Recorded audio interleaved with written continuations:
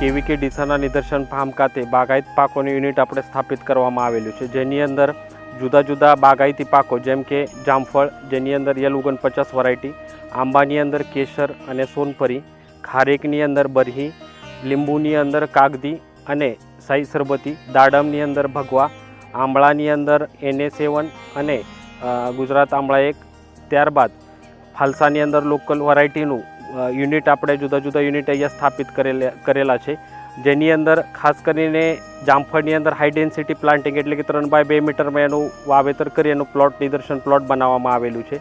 ત્યારબાદ ખારેકની અંદર આપણે એ રોપાનું વાવેતર કરી એમાંથી આપણે એના જે પીલામાંથી રોપા ઉછેર કરી એ આપણે અહીંયાથી ખેડૂતોને પણ આપવામાં આવે છે. ત્યારબાદ અન્ય જે બાગાયતી પાકો છે જેમ કે જામફળ છે, દાડમ છે, એમાંથી આપણે ગુટી કલમના અને કટકા કલમના રોપા તૈયાર કરી એ પણ આપણે ખેડૂતોને આપવામાં આવે છે. અને આ બાગાયતી પાકોનો જે અલગ અલગ વાવેતર છે એની અંદર શેડાપાળા ઉપર પણ આપણે સરગવા છે, ફાલસા છે, ત્યારબાદ ખારેક છે, એવા પાકોનું વાવેતર જે છે આપણે અહીંયા દરેક પ્લોટના બોર્ડર ઉપર કરવામાં આવેલું છે, જેથી ખેડૂતો આ આપણા વિસ્તારના જે આવા બાગાયતી પાકો છે એવા પાકોથી માહિતગાર થાય અને એમના ખેતર ઉપર આ પાકોનું વાવેતર કરી સારી એવી આવક એમાંથી એ લોકો મેળવી શકે છે.